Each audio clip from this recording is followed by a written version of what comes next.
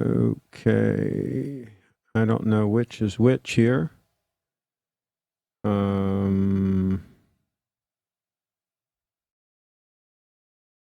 Which is which? Testing. Okay, I guess that's it. Guess that's the stream.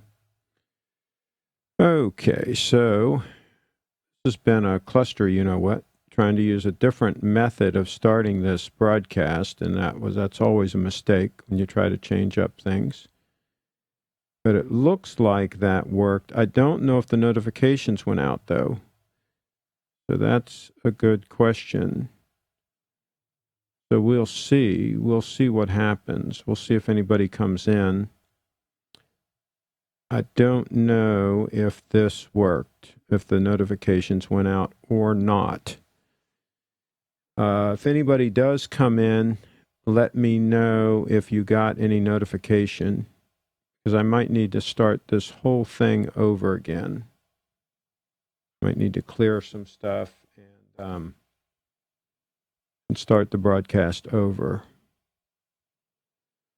So we'll give it a minute or two and see here, see if anybody comes in. 3 are in. Okay, so if anybody got a notification as normal, let me know, because I started this thing. I used a different method. It was kind of kludgy and it didn't really work very well. And so I don't know if the notification went out. And Paris, did you get more than one notification or did you just get one?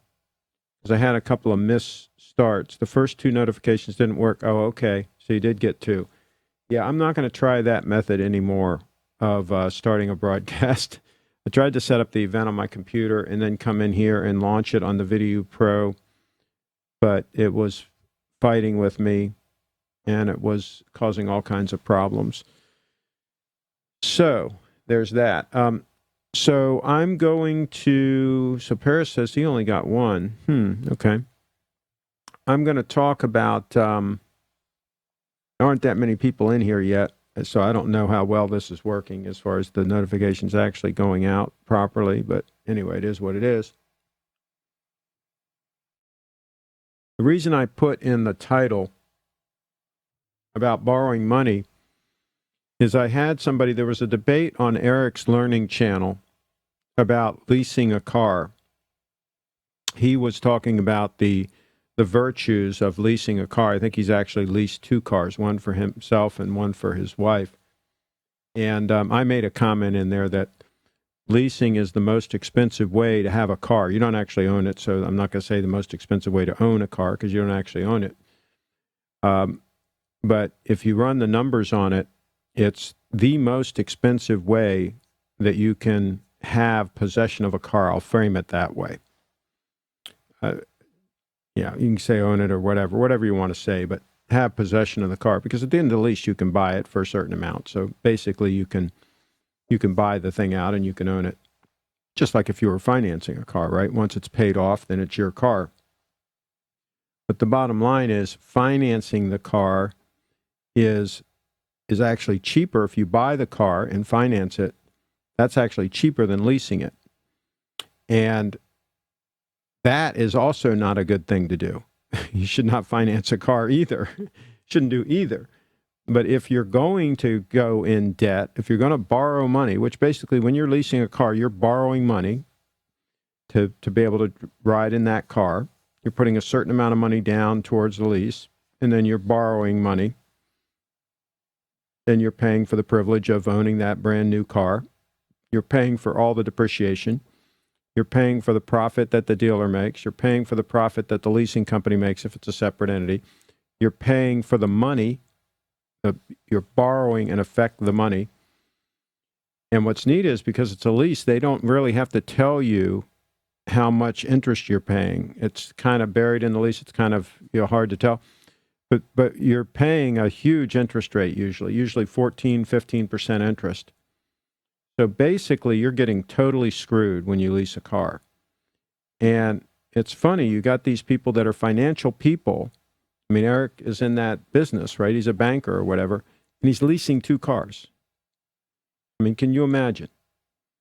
Okay, so here's the thing. If you borrow money to buy something, you're giving that lender an income stream, okay? And that income stream is coming from you, all right? He's not lending you that money out of the goodness of his heart. He's going to make money off that loan, okay? So it's not a good thing to do, and yet here in the United States, I don't know if it's the same in the UK, but people borrow money for everything. They'll borrow money to eat at McDonald's, for gosh sakes. And it is just mind-boggling that they continue to do this over and over again. If they need a new sofa for their living room, they'll borrow money to buy it. They just borrow money to buy everything. And so as a consequence, they're broke. The latest numbers I've heard, I heard 50% of people in the United States of America are broke. Then I heard that 60% are broke. So I don't know what the number is, but it's a big number. A big percentage of the adults in these United States are broke.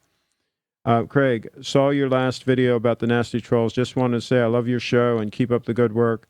Don't feed the trolls. I hear you, but it's hard. But I'm going to try to be positive as best I can. And I had some other questions. So we had the question about the leasing a car. This guy tried to make a case for leasing a car, and I said, just don't do it. It's not a good idea, period. It's not even a close call. Just like buying a Tudor watch is not a close call, right? Some things are just not a close call. So I also had a question about my lifestyle and a question about clothing and different things. And so Dave Ramsey follower here, down to our last 1K in debt, never borrow money for our 2 Rolexes, however. Cheers. Good thing. Get out of debt and never get back in it. Excellent. That's a good story. By the way, I have a link on my website. If you go to CraigShipp.com and click down the menu under more, there's a page called Take Control Downloads. And I have some videos from Dave Ramsey, and I have some other things, some other inspirational things about kind of getting control of your life financially. And once you do that, everything else is better. Your health, everything improves. And so I had some questions about lifestyle and different things like that. And so I figured as a nostalgic thing, I'd put on this Egyptian cotton safari shirt that I bought at Banana Republic back in the early 1980s. I bought about a dozen of them. It was actually sort of like a going out of business sale. It was when they were being sold out.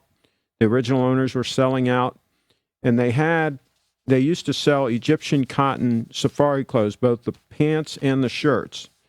And so they had them for like half price. They were normally like $65 or something. This was back then now, okay? $65. And they were like half price. So I bought like a dozen shirts. I'm down to maybe 3 or 4 left that aren't worn out, right? And I also bought some Willis and Geiger shirts that were made in the USA. This was not made in the USA. This was made in the Crown Colony of Hong Kong. But I just uploaded some more photos of some clothing items to my Flickr and added them to that set that I had of high-quality clothing. So we're going to take a look at those. And then somebody else also asked me about my work and about the shoot that I had, the video shoot I had was it yesterday? Yeah, yesterday. Today's Saturday. Yeah, yesterday. So when you get old, you lose track of these things. So I'm gonna show a couple of photos from that. I'm not gonna show the video because they haven't approved the video yet, but I'll show a couple of stills from that shoot. I put them up on my Flickr stream. Also, I asked the question a few streams ago, but you didn't get to it. Have you seen the resurgence of double-edged shaving on YouTube? You shave with modern razors or the vintage DE. I just used the Harry's blades from Harry's, and they really work well for me. I have to give them the nod that they really work well, and they'll last at least a week and still be working well. And I shave 2 different ways. I sometimes shave at the sink, or I prefer to shave when I'm taking a shower. I have one of those mirrors in the shower that does not fog up, that the water runs through it, right? You can buy them on Amazon. They're pretty cool.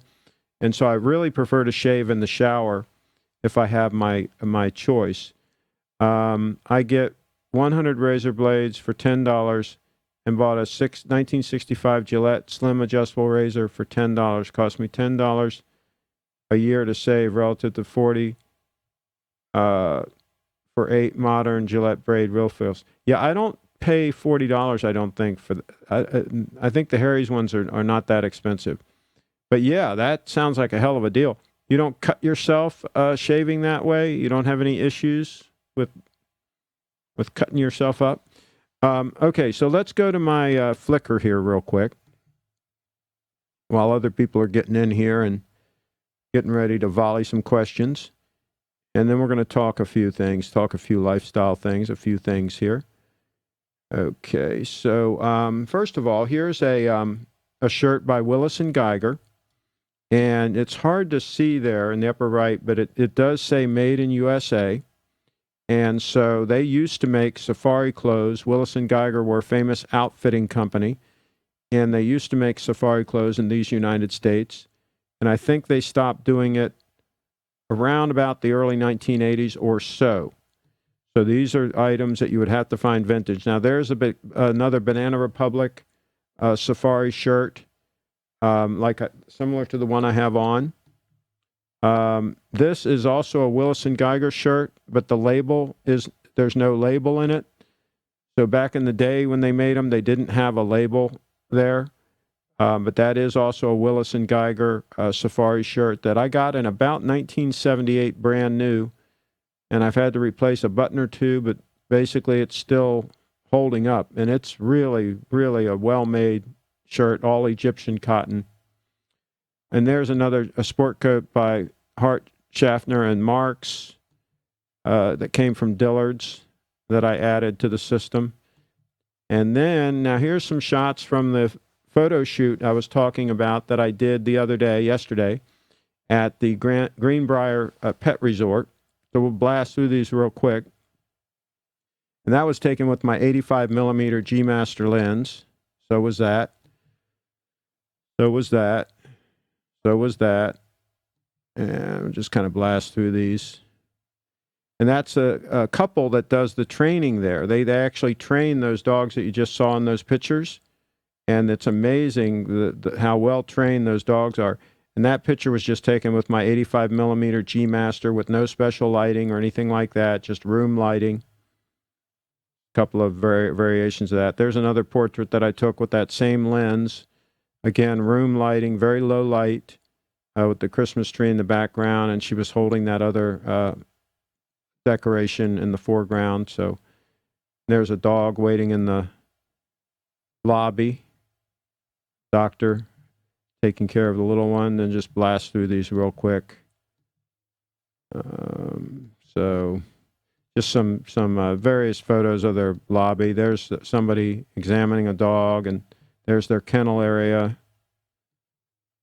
Okay, and they'll pick which ones they like. There's the trainers again doing their thing.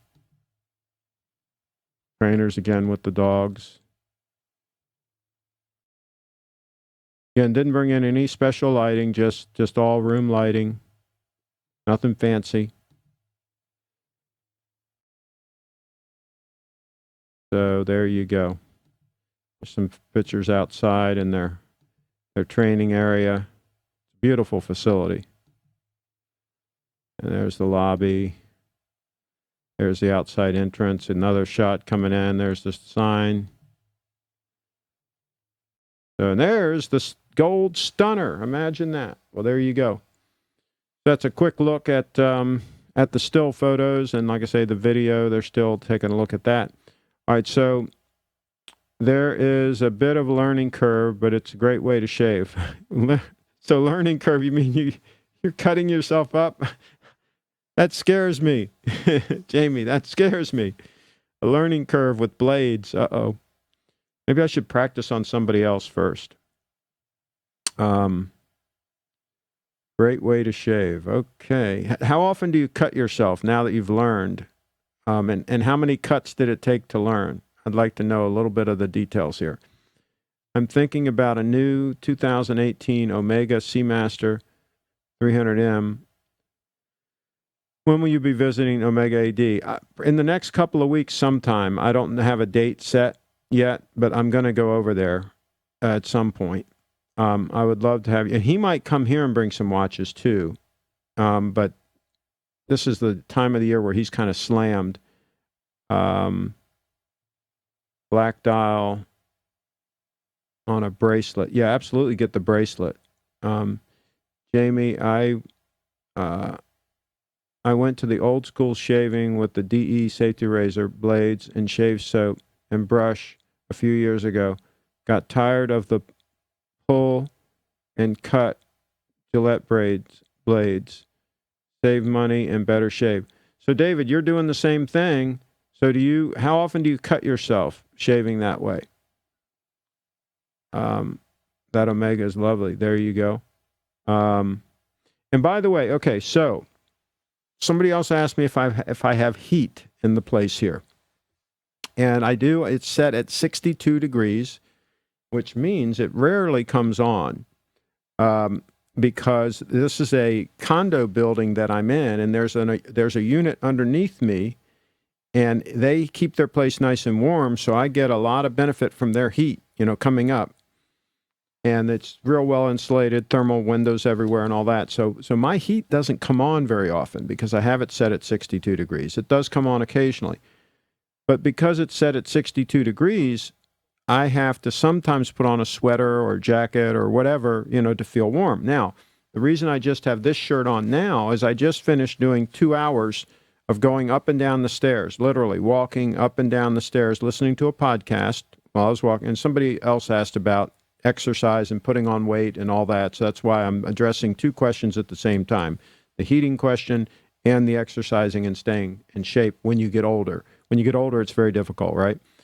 And so I just did 2 hours going up and down the stairs, literally just up and down the stairs for 2 hours, right? Listening to the podcast while I was doing it. And so I was very warm, right? My body was warm from all that activity. So I got here into the unit, and even though it's 62 degrees in here, I still felt very warm. So I'm starting to cool down now, and as I cool down, at some point, I'll put on a jacket or something, a sweater or something, right? And I actually have a jacket right near me here to put on that is also made in the United States of America, made from kangaroo leather, made by the U.S. Wings Company, and it's also featured in my video, 5 Best Bomber Jackets. So I'm going to put on that bomber jacket once I get cooled off, and I'm starting to get kind of cool right now, to tell you the truth. Now, the other thing is, because I was exercising and my wrist, your wrist swells up a little bit and your body heats up, right? I've got this out about 1 notch right here, extension. And as I cool down here, it'll loosen up and I'll push that back in. Almost ready to push it in now.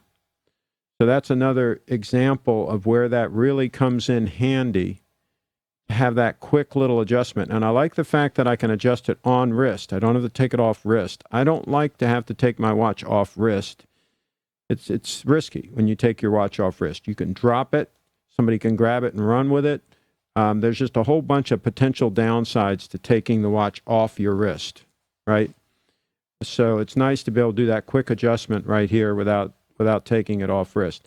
I never cut myself with the safety razors. If you go with straight razors, that's when you cut yourself.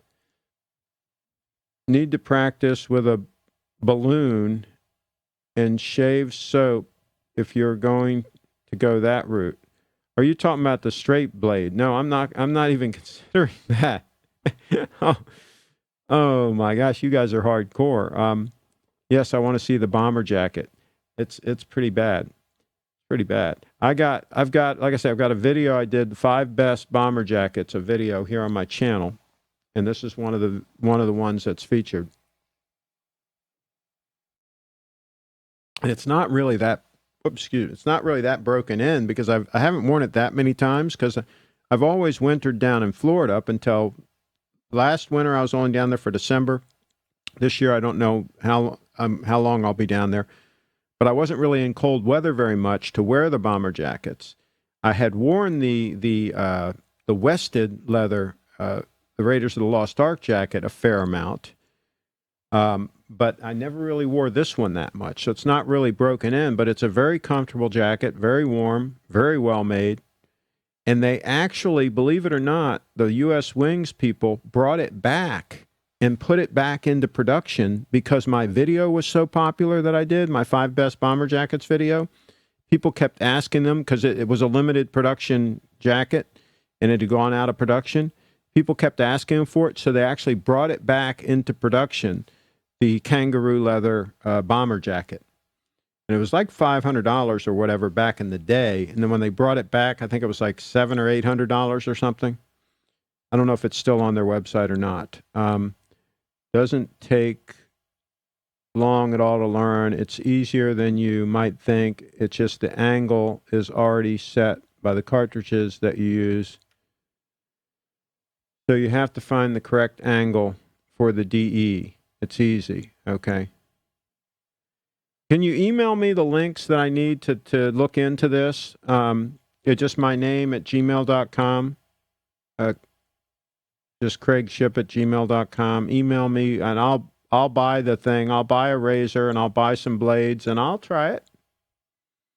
But if I cut myself, I'm going to drop back and punt. I don't like cutting myself.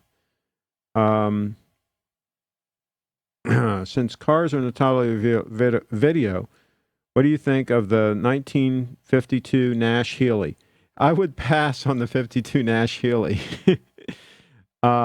They weren't very well-made cars. They really weren't. I wasn't a fan of the Nash, any of the Nash vehicles. But I would probably pass on that vehicle if I had the choice. Just search wet shaving on YouTube, and you'll see the popularity of old-school shaving. It's the way your fathers and grandfathers shaved. Maybe it could be a subject on Mid-Atlantic. Absolutely, it could be a subject. I'm going to look into it, Jamie. I am. But if I start cutting myself up, I'm going to drop back and punt on that. Because one thing I can say about the Harry's razors, I don't cut myself with them. Unless I'm in a hurry and do something stupid. But generally speaking, I don't cut myself with them. All right, let's get a bomber jacket. Let's do a time check. Let's get a stunner. Let's get a gold stunner in the house. And by the way, if I tilt this, watch this. Watch, you're going to see how those hands go from almost looking like they're black to looking like they're gold. Watch when I tilt this. Watch what happens. Look at that.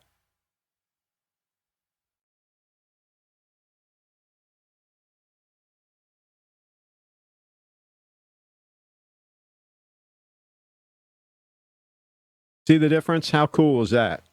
We'll talk about cars in a minute here.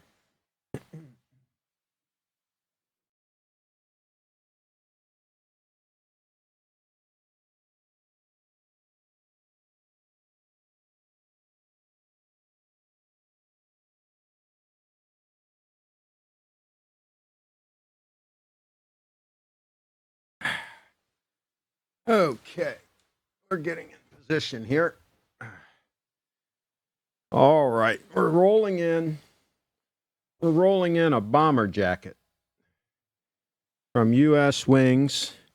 And again, this is a nice roomy jacket. It's got dual pockets inside. Got a flashlight in here, what I have in here. But very comfortable, good movement. You can see the sleeves are not too long. They're not too short. They're just right. This one, will hit just right. And I can, get the watch out and do what I need to do. This jacket is extremely durable because it's made of kangaroo leather. Okay, and kangaroo leather is extremely strong, and it is lightweight. Now, the jacket doesn't feel real lightweight, but it would be heavier if it was not kangaroo. So, yeah, it's a pretty unusual jacket, and I've got a full review on my channel of it. I've had it a long time. I don't know if I bought it 10 years ago, 15 years ago. I don't know. I've had it a long time.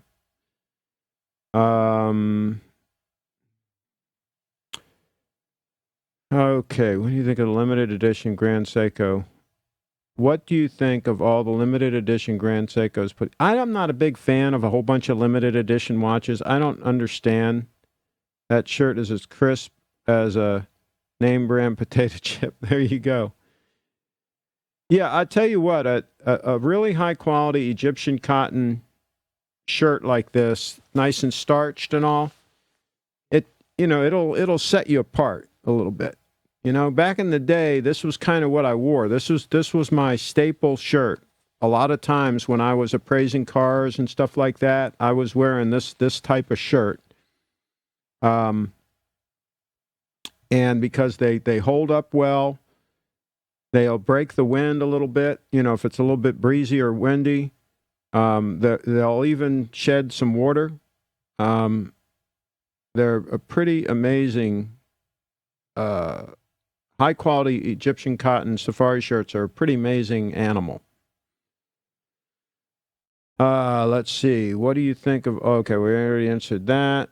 All right, 76 Eldorado. That was the big one. That was the last of the biggies. You get an Eldorado convertible, 76 Eldorado convertible. They were super comfortable cars. I'll tell you a story about the 76 Eldorado here in a second. What do you think all the limited edition Grand Seiko is putting out? Okay. First discovered you with that bomber jacket review. Bought a couple of the nylon jackets you reviewed. Was real happy with them. David, I hope you got the ones that were made in the USA, because some of those makers are now making them in Vietnam and other places, and I don't think they're as good. But yeah, those are really good. Those nylon bomber jackets by Averex and a couple of those makers that I featured. Yeah, they're then the one that I took to Russia, that was really comfortable and really warm. Jacket makes you look like a Vietnam vet. I just missed Vietnam. If I would have been a little bit older, I missed it by like a year or two, being eligible for the draft. Okay, so Eldorado. Let's talk about Eldorado real quick. 76 Eldorado. So I was working for a what I would call a master salesman in about 1976, probably late 75. And he used to be a Fuller Brush salesman, door-to-door Fuller Brush salesman. Then he opened up his own company selling by telephone vacuum cleaner bags and household cleaning stuff and so on. And he was doing great. He was making money hand over fist. Jewish guy. I learned a lot from him. I was, just a kid, 17, 18 years old. About, 76. I was about 17 years old when I went to work for him in 75. And he bought a brand new 76 Eldorado convertible from Capital Cadillac in downtown D.C., when they were in downtown D.C., Capital Cadillac. They've since moved out to the suburbs. But in 1975, late 75, when the 76s came out, they were down there, downtown. And so my boss, he bought the car, and he sent me down to get it. How fun is that? And so I went down to Capital Cadillac, and the salesman brought the car out. It was the burgundy red, and it had red leather seats and a white top. And it was absolutely gorgeous. It was absolutely gorgeous. And so the top was up, and it was a pretty nice day. It was a fall day. So it was when the cars usually come out in the fall, late summer, early fall. And so it was a beautiful day. And the salesman asked me, he says, oh, is there anything I can do for you, before you take it? Because it was already paid for and all that. And I said, sure. I said, put the top down. So he put the top down, and I drove that puppy up Connecticut Avenue from downtown D.C. and up through Chevy Chase, very wealthy area. And I'm profiling. I'm in this brand new Eldorado convertible, with like 6 miles on it. And I'm like, I'm in high cotton, man. I'm rolling, right? And needless to say, it took me a little while to get up to Rockville to Mr. Zanville's business and deliver the car to him. But I did. I finally got it there, and but that was a beauty. Did that thing ride nice. And after that, I was a Cadillac man. I had several Eldorados. Not several. I had a 1969 Eldorado that was beautiful. I'll show you the picture of it. It was a coupe. It only had 22,000 miles on it. At the time that I got it, and it was a 69. I got it in 79. It was 10 years old. And I got it from a little old lady, old couple. And they'd only put 23,000 miles on it in 10 years. And it was beautiful. It was like brand spanking new. And I bought that car, and that was a beauty. I took it out to Tulsa, Oklahoma, and auctioned it. Made a killing on it. And then I had a couple of Fleetwood Bromes. I had a 65 Fleetwood Brome, a 66 Fleetwood Brome, with the picnic tables in the back and all that, with the walnut inside and all that. I had a 71 Fleetwood Brome. I'll show you some pictures of some Cadillacs here in a minute. But yeah, I became a Cadillac man. As soon as I drove that 76 Eldorado, brand new, man, that was nice. Okay, let's see what I'm missing on the comments. Wanted to buy the shearling line coat, but based on your review, decided it would be too warm for where I live, so you saved me some money. Well, thanks, David. Craig, looks like he's ready to go bombing run. Okay. All right, so let's take it, since we don't have any other comments in here, let's take a quick look at the Cadillacs. Cool Eldorado story. I have a blue on blue 76. Love it. Okay. All right. So let's, unfortunately, I don't have a, do you pierce your leather jacket with that U.S. flag pin? Yes. Yes, there's a very small hole. There's a very small hole in that leather. Yes, there is. Okay. All right. Let me pull up the Cadillacs. I don't have a picture of that Eldorado because it wasn't mine. And I didn't bother to take a photo of that one, but I do have some photos of a couple of the ones that I've had. Okay. So this is the 65 Fleetwood Brome. And what's neat is those had 4 power vent windows. So they had a total of 8 windows that went down by power, right? It had the vent windows in the back, vent windows in the front, and it had the picnic tables, and it had the, this one had the brocade interior.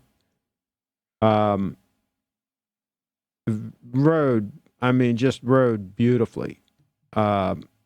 There's the 69 Eldorado that I got from the couple, and notice it still had the original tires on it. That's the original tires that were sold new on it. The car was 10 years old, and it still had the original tires on it. And that's me getting ready to head out to Tulsa, Oklahoma, to auction it off. I paid $3,000 for it, which was, a pretty decent price. And here it is being auctioned in Oklahoma. And we got $5,600 for it at the auction. It was all original. It was absolutely stunning. They had never vacuumed the interior. They had a little brush that they would brush out the carpeting. And I looked underneath it when I was buying it from them. I looked underneath it, and it looked like brand new underneath. The exhaust, everything looked like brand new. And I said, "This car looks like it's never been driven in the rain." And the woman looked at me like she was indignant, and she said, "No, of course it has not been driven in the rain. We would never drive our Eldorado in the rain." There's the registration for my Cadillac. Oh, there's Masha. Looking good, Masha, and that's her mom on the left. So I guess we're out of the Cadillac pictures. So there you go.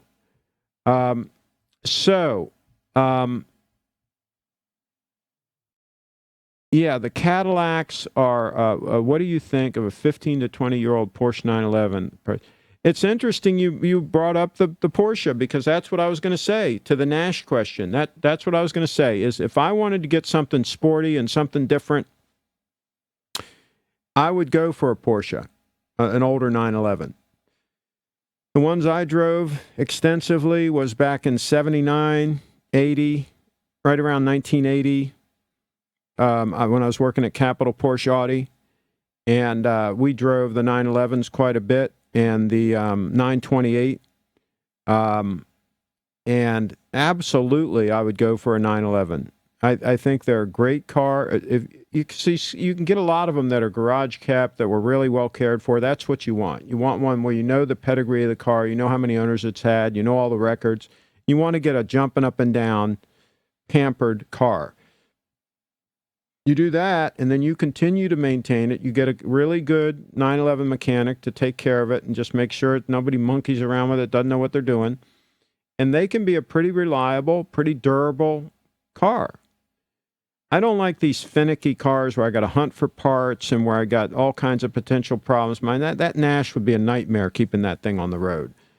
I would just pass on the Nash, the whole Nash deal, just like I'd pass on the Tudors. I don't know.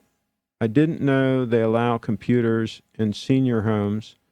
Also, I didn't know elderly were computer literate. I'm not very computer literate, to tell you the truth. I struggle with this stuff. I use it. I use computers. I have to. It's part of what I do. But I'm not what you would call particularly computer literate. I guess that comment was directed at me. So anyway, some of the Nash Healey's are going for big bucks, but they're full restorations. Yeah, that's a nightmare. That whole Nash thing is it's all a can of worms.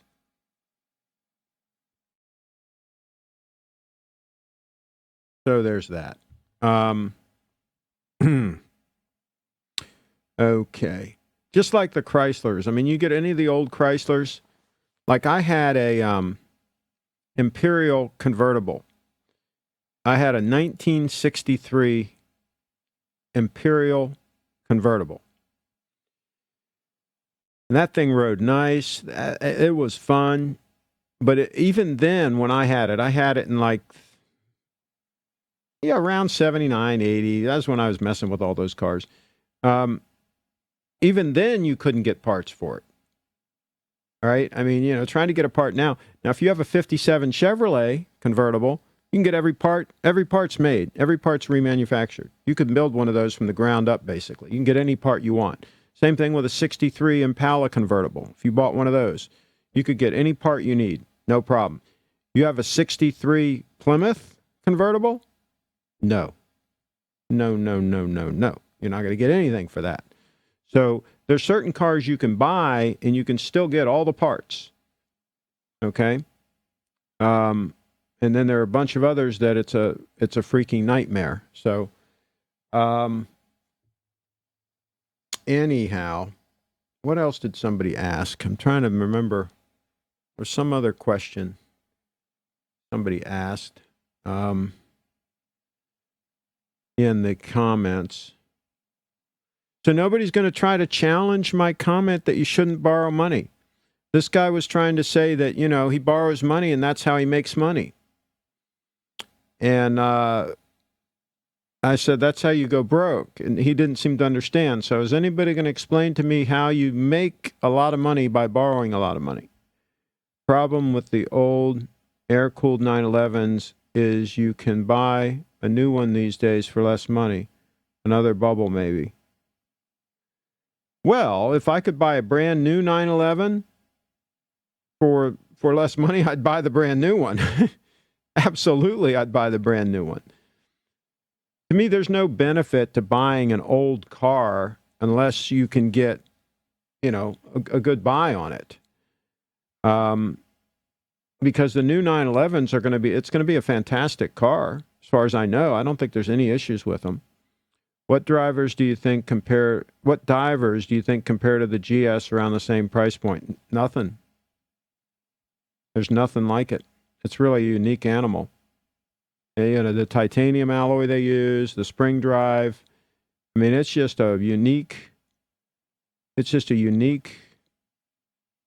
system. Clive is in the house. Don't spend what you don't have, Blue says. Craig, was your high school graduation class in 76? Yes. That's correct. That'd be correct. Yes.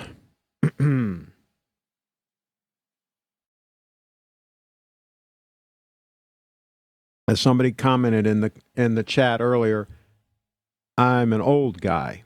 So there's that.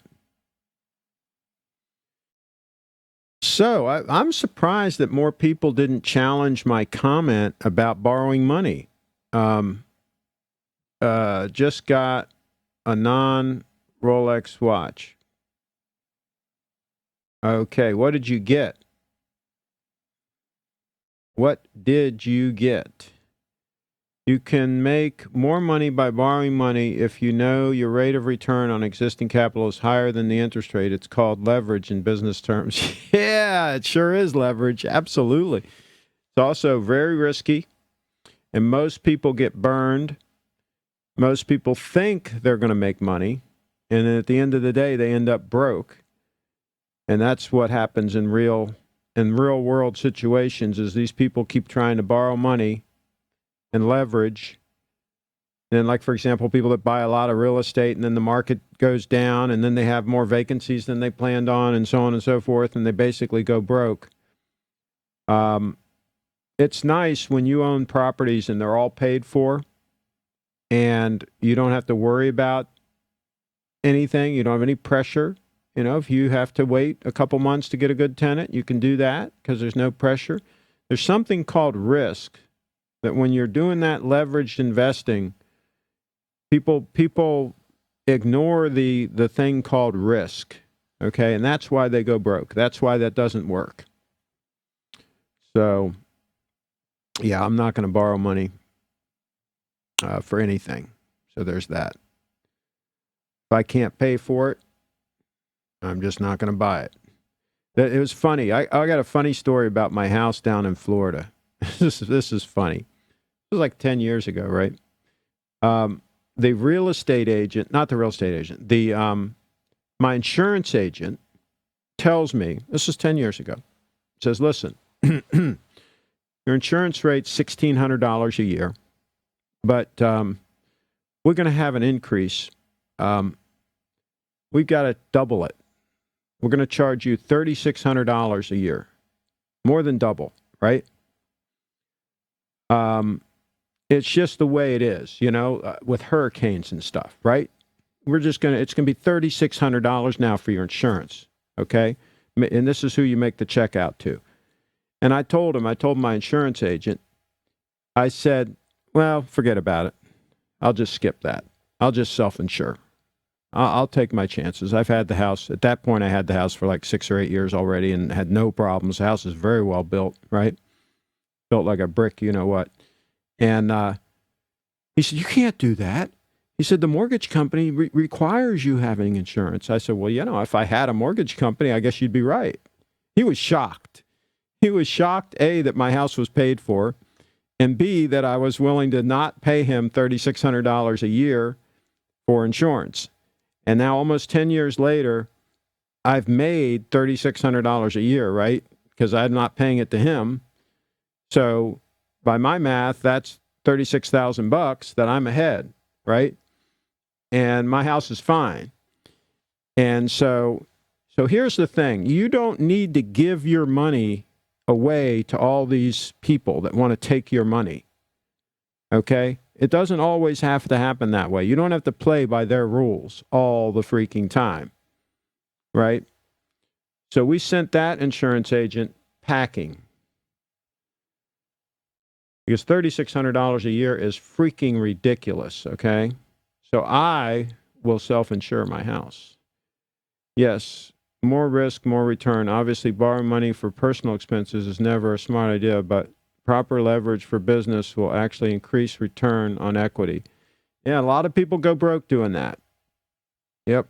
That's probably, my guess is you're probably broke, the guy giving that advice. And all these people don't even use their name. I mean, what are people concerned? Why people don't want to use their name? They come up with these bizarre handles. They don't even use their name.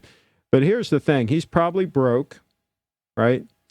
And he's giving advice. So here's, like Dave Ramsey says, don't listen to your broke brother-in-law when he gives you financial advice, right? When he gives you financial advice, the best thing is don't listen to it because he's broke, okay? So, Clive, you're right. In Russia, they say, those who do not risk do not drink champagne. And here's the thing. I mean, you can take risks, but, if you... Here's my thing on risk.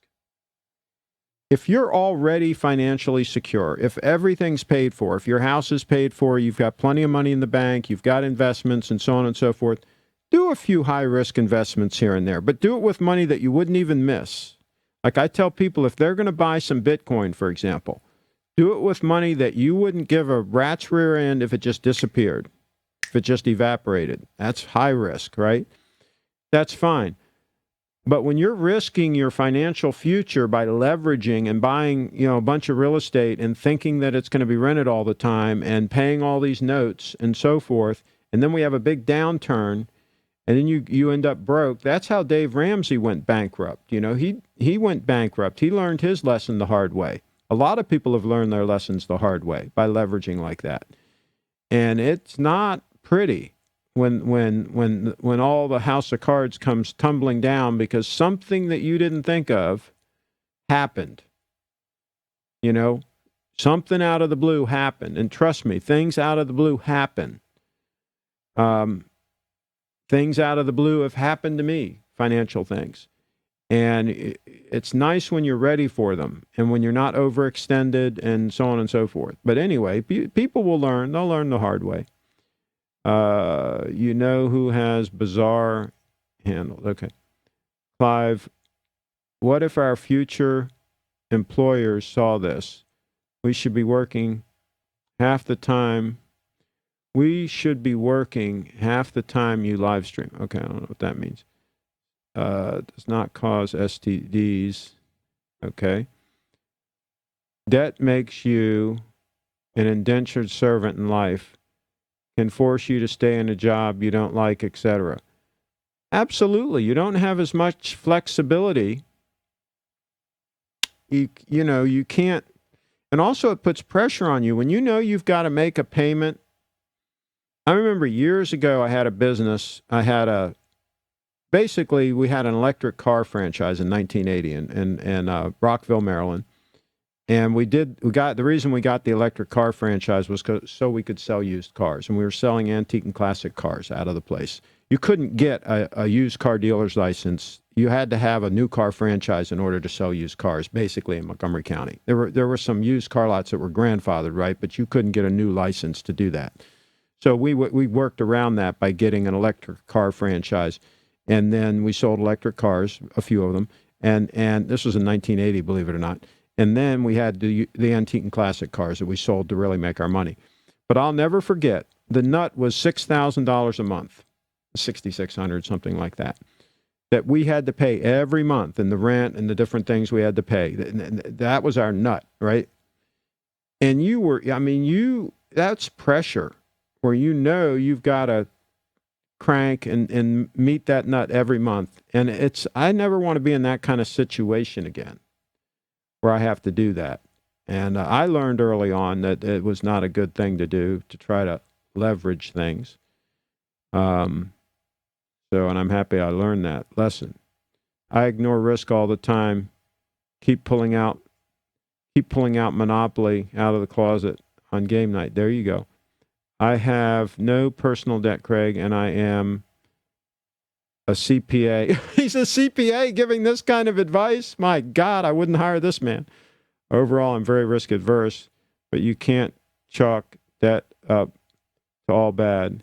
Yes, it's all bad. Yes, just like a tutor is bad. Do not go into debt. Do not borrow money. I don't even like to borrow money for a house. I mean, Dave Ramsey gives he'll tolerate a 15-year mortgage. He still would rather you pay cash for the house, but he would tolerate a 15-year mortgage with a good down payment, where the payment's no more than 25% of your pay. He would go along with that, right? I'm even harder core than him. I say save up and pay cash for your first house, and then save up, and when you sell and get a nicer house and with the appreciation and all that, and slowly work up to a nicer house. I think you should even pay cash for the damn house. Yes, you will have less pressure. It will be easier for you to build wealth if you have no payments. If you have no car payment, no house payment, no nothing, you can just invest money. You can save money for what you need. You will be more frugal. If you live that lifestyle, by definition, you will learn to be more frugal. You won't buy things that you can't pay for. And if you don't use credit cards, you won't spend as much money because it's so easy. There's no pain to using a credit card, handing over that credit card. It's like you didn't even spend that $300 or whatever it was, right? You never saw the money. And so there's a lot of psychology in this. It's not just the numbers. See, you're a CPA. You're looking at just the numbers. You're not looking at the way that people act. You're not looking at the way their spending habits and the way it works. You justify borrowing money for one thing, you're going to justify borrowing money for something else. And the stats are that anywhere from 50 to 60% of Americans are broke, okay? And so you take their net worth and it's zero or below. And that is not a good thing. So clearly this borrowing money thing is not working out very well for people. All right? They are broke. So there you go. All right, let's see what else we got here. When you're up to your neck in debt and are paying it off, you're treading water and not swimming forward. Absolutely. Craig, you ever go to Pebble Beach Concourse? No, I haven't, but it's beautiful. But no, I had a friend that went a couple times years ago. I've been to some other Concours d'Elegance, but not Pebble Beach.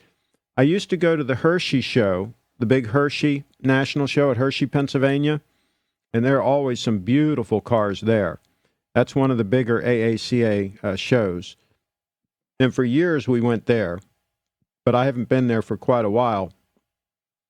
It's still a great show to go to if you ever get a chance to go, Hershey, Pennsylvania, in the fall. Craig, have you ever known people who bought a house with a mortgage and rented out rooms to roommates to pay mortgage payments? I mean, I'm sure there are people that have done that. I mean, there's a lot of ways you can try to pay a mortgage. But imagine if they'd have saved up and bought the house and then still rented the rooms. They'd be so far ahead, all that money would be profit. And they'd have a lot less pressure in their life. Like Dave Ramsey says, live like no one else so later you can live and give like no one else, right? You don't have to live like all the Joneses out there. They're all broke, all right? They look good on Facebook, but they're broke. Sell everything and take the bus to work. There you go. I feel is a good option. The SBDB011 is a good option of the GS Diver. I have one. Too thick for Craig's taste, but it wears surprisingly small for its stated size. There you go. Hey, Craig, got a paid-off house and car at a young age. Can I borrow some money from you so I can buy a Grand Seiko? Hey, if your house is paid off and your car is paid off, you should be able to save the money real quick for the Grand Seiko because you don't have any car payment. You don't have any house payment. You should be able to save up quick. So rent an apartment and save for the house until you can pay in full. Yes, this is what I recommend, and this is what I did. Rent something really cheap. I rented a room in a little old lady's house, and it was a small room, And I had a little tiny refrigerator in there. I still remember. I had a little tiny hot plate. And I rented it dirt cheap. And I just saved and saved and saved. And it took me about 4 years. Oh, let me get rid of this. Took me about 4 years, and I saved up enough money to buy my first condo, which was not super expensive. But then, I was in that for a while, and then I saved up, and then I moved up, and, that's just the way. And it's just so much better to not have those payments. Trust me. And people are like, they sign a mortgage, and it's like they don't realize how much money they're going to be paying over 30 years or whatever it is. They have no clue how much money they're actually going to be paying for that house. And they're like, well, I can write off the interest. You only get a small portion of that benefit. You end up getting screwed. I mean, they don't run the numbers. They don't realize how the numbers work. And that's why they're broke. So that's what I say.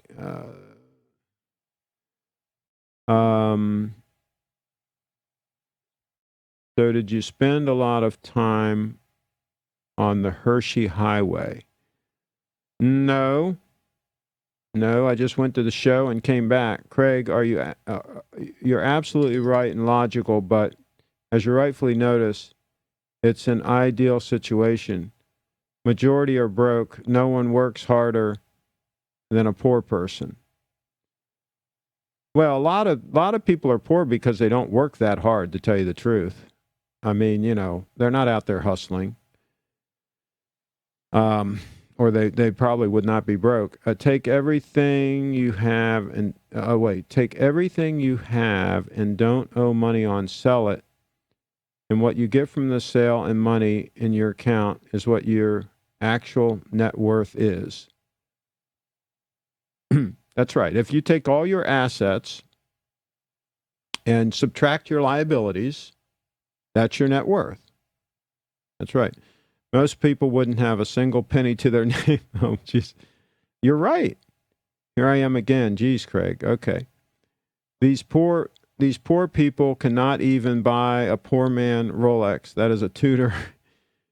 And that throw it away and buy GS. Whatever that all means. Okay. We are on the same page. The general public's propensity for debt is not sustainable. I'm speaking in terms of business, large corporations' use of leverage, not small sole proprietorships. A lot of big businesses go under because of that too. I mean, they have their financial problems too. So I don't know about all that. I think they'd be better off not borrowing money. So there's that. We have a big downturn. They're all going to get screwed. The problem is things happen that you didn't consider. That's the problem. People look at all these things and they think they figured out all the variables. They think they know what's going to happen. And then something comes out of left field that they didn't figure on, and all of a sudden they're screwed. And this happens over and over and over again. So I think it's better just to go the safe route and not have all that debt and all those issues. Fly back. But that's enough about debt. We all know what the deal is. You go in debt, you'll be broke. That's the way it is. But, people like to be broke, some of them. I've never seen the point in mortgaging a home. The banks are the winners in the end, and we don't really own anything. We all live a short time, experience all these elements of life, and game over. Yeah, life doesn't end well. That's sad. That's something that actually Steve from Little Treasury told me. He says, life doesn't end well. That's pretty sad. I love Mozart. He died poor. Bad investment, I guess. I'm sure his investment were not watches. Yeah. Rent, buy, doesn't matter. Nice jacket. Well, thank you. Excellent listener. What Mercedes cars did you own? Okay, well, here's what I did with Mercedes.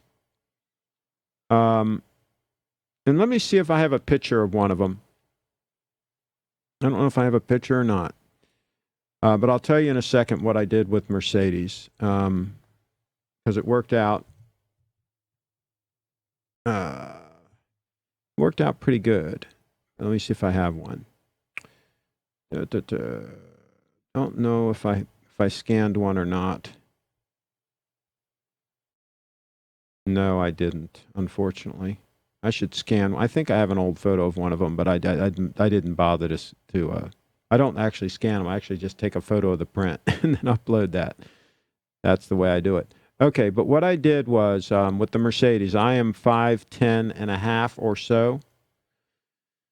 So what I did for the Mercedes is in about, let's see, 1975, 85, in about 83 or so, about 1983 or so, I started driving.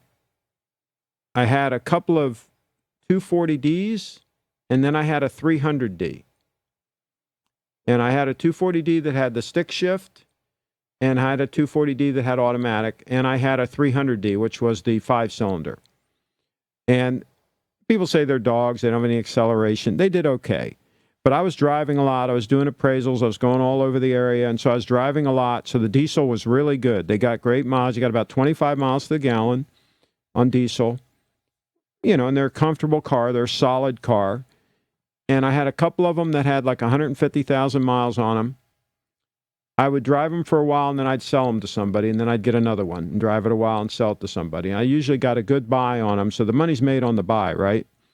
And then I would sell it, and so I wouldn't get burned with like any real big maintenance costs or anything, because I'd usually only run them 20, 30, 40,000 miles or something, and then I'd sell them. And since they were in real good shape when I bought them, I'd generally not have to do much to them, just some oil changes. So that's what I did with the Mercedes. And I stumbled across one that it was a 300D. It was a little old lady from Texas. It was rust-free. Some of those cars had rust problems, so you had to watch it. It was rust-free because it was from Arizona, and it only had 56,000 original miles on it. But get this is the clincher. Like a year previous, she had replaced the engine, even though it only had 56,000 miles on it. She'd put a Target engine in it, a brand new Mercedes diesel, whole new engine in the thing because it had an oil leak. And the guy told her, hey, listen, it's just a minor oil leak. You don't really have to worry about it. She says, well, I don't want that on my garage floor, So she spent a ton of money and had the engine replaced. And then I ended up buying it from her like a year later, and I got a hell of a deal on it. And that thing was fantastic. And I drove that for quite a while, and then I sold that and made a nice lick on that. So I drove some 300Ds for a while, and some 240Ds. But that's it. I wouldn't have had a gasoline one. The gasoline Mercedes are too problematic as far as maintenance and all that kind of stuff. So those are the cars that really made Mercedes what they made their name, was those diesels in that era were really bulletproof, reliable, and pretty good cars. They had rust issues, but if you could get them rust-free, they're pretty good. When they went to the newer body style in 77, 78, 79, they had less rust problems, but they still had rust problems. Those lights are up year-round. Do you invest? Yes, absolutely I invest. That's the whole key. You want to invest. Absolutely. Invest in real estate, mutual funds, and of course I have some Bitcoin. That's my wild card, high-risk investment. I don't invest in watches. They're not investments. Okay. Dawn, you make me laugh. Do you miss the snowflake? No, I don't. Because I've got this beautiful sport watch stunner, and then I've got the wild card, the 18-karat gold stunner. So there's that. And again, if I turn it, you can see the gold. Watch this when I turn it, what the hands look like.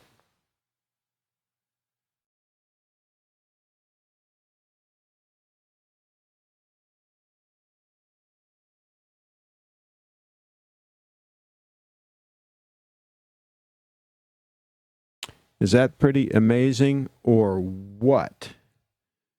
Okay. We are not in the same basement eating his mom's meatballs. Being called down by Psycho Mama to eat his meatloaf. There you go. All right. Well, let's see. What else? I think that's it. I think I've caught up on all the comments from the previous videos. Some of the troll comments and so forth. What's your opinion of the new 911s? I'm thinking they got to be pretty awesome. I can't imagine Porsche would make a lousy car, but have you heard anything bad about them? I think they look fine, unless they've screwed them up somehow. I would think they'd be a pretty good car. I mean, if I wanted to buy a fancy car, just something fancy to get out there and enjoy, I'd probably buy some kind of a Lexus. Is probably what I would buy, because I know they're bulletproof reliable. And they're damn nice. But they're not a 911. And if you want something like that, if you want a sports car, absolutely I would recommend a 911, unless you can think of something wrong with them that I don't know about. What did that gold GS cost? I think I paid $3,200 or $3,300 for it. I don't remember. It was either $3,200 or $3,300. And there's one on eBay right now for around $3,600 that you could probably get for $3,200 if you offered it to them. There's another one for like $4,600 that's like absolutely brand new. But there's a couple of them on eBay right now that you might be able to snag one if you really want one.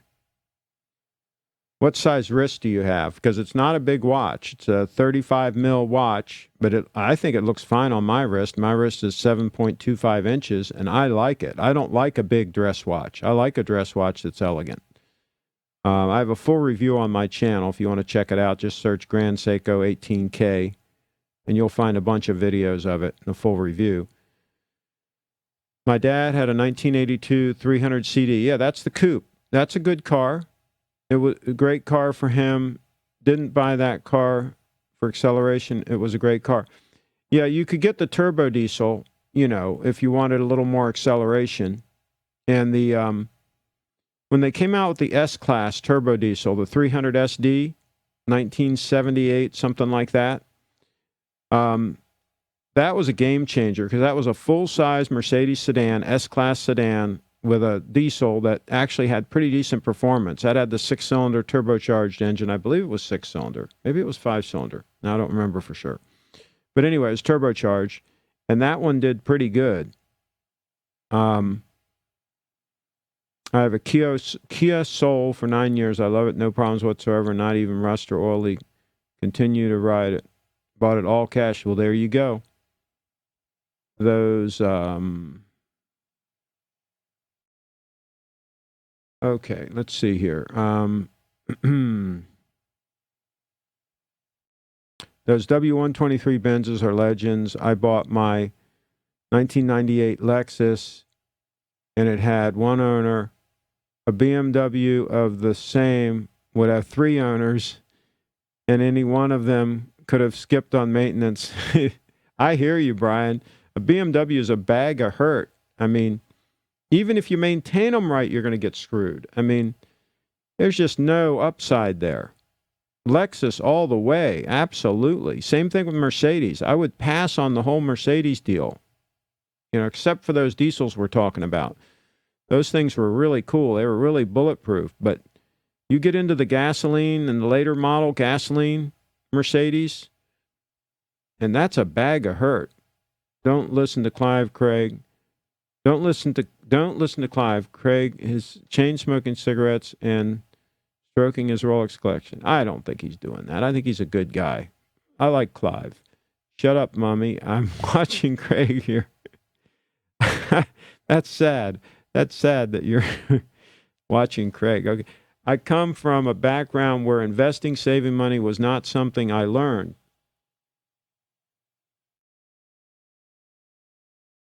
I'm trying to change that. What are good resources to read, educate myself regarding financial planning and investing? I would look at some of Dave Ramsey's stuff. I would look at those, go to my website and pull down the menu and look at the Take Control downloads page and look through all that stuff and just make sure, just save money, get out of debt. If you have any debt, pay your debt off, save money, invest some money in some high quality mutual funds. If you have a Roth IRA available, if you have earned income, you can get a Roth IRA in the U.S. I don't know if you're in the U.S. or not. I would highly recommend a Roth IRA if you're anywhere under 40 years of age. That's a good time to start one. If you're older, there's not as much benefit to start one. But if you already have one, you keep it, obviously. But all the growth in a Roth IRA is all non-taxed. That's the big benefit of it. Porsche is the most reliable car brand sold in the USA. Well, I doubt it's any more reliable than Toyota, for God's sakes. I mean, you can't beat Toyota, but Toyota's not a sports car. Chain vamping, damn it. Oh, there you go. Vamping is low testosterone activity. You got to smoke tobacco like a man. There you go. Do 4 and buy a pipe. The Cayman, great every day. Oh, Cayenne. Yeah, that one. Yeah. No, if I was going to buy an SUV, again, I would just go buy a Lexus or a Toyota. If I want a Porsche, I want a real Porsche.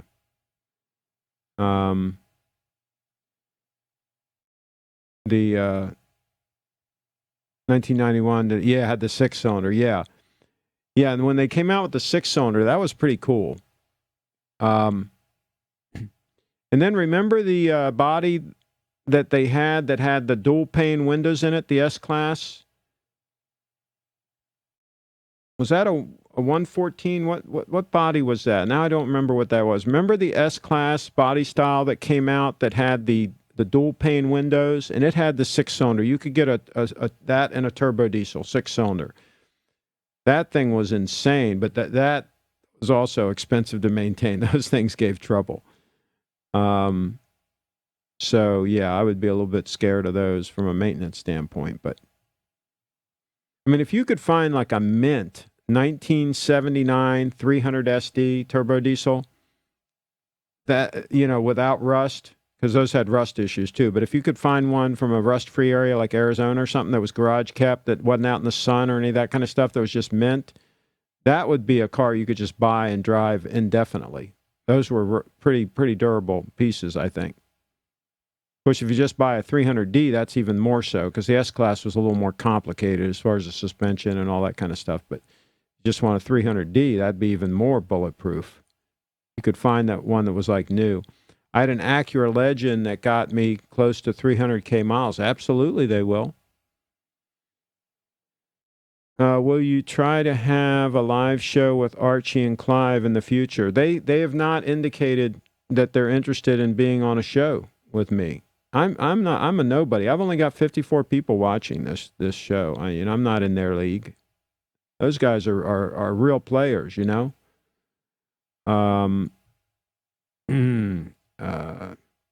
Craig, what do you think of Roger Smith Case making videos on YouTube? I don't know who that is. I don't know what videos he does. Don't mention the IRA in the UK. There you go. My sister had an E46 BMW 328i, and my friend has a 328i now. They're both absolutely pieces of unreliable junk. Oh my gosh. Yeah. Pass on the whole BMW thing. I had a BMW. I had a Z3, 1996 when they first came out. I had it for a short time. I got the first one delivered at VOB BMW in Rockville, the first one they got in. And they were very hard to get. And I sold it. I made a nice profit on that car because you couldn't get them. So I did a little gray market flip. Let's look at a picture of me with that car when I was a younger guy. Let's look at the BMW here real quick. BMW. And of course, I had a couple of BMW motorcycles. They were hard to keep serviced too. All right, we'll show the motorcycles first, and then we'll show the Z3. So there's an R100 RT. I think it's a 1981, and then a 1984 R80 GS on the far side. That's the on-off-road version, the blue one. There's the on-off-road one again, the R80 GS. And there's the BMW Z3 with me when I was younger. There you go. And I'm wearing like Made in Maine boat shoes and probably a Lacoste shirt. And, of course, Ray-Bans. And you can't see because of the reflection, but I think that's a steel Rolex on the left hand. Certainly a Rolex. I think it's the steel watch. So, yeah, that puppy was brand new. Let's see here. Is it independent? Okay, wait. At least, let's see. My operative theory is that mechanics must be... Okay, the S-Class. All right, let me get caught up here. Give me a second. Okay, here we go. Ha, ha, ha, ha, ha. The S-Class with the dual-pane windows was the W140. Yeah, there you go. 1991, first modern Mercedes to be offered with a V12 as well. Yeah, I mean, that's a hell of a car, but, man, they'd be scary to maintain. Those things had issues.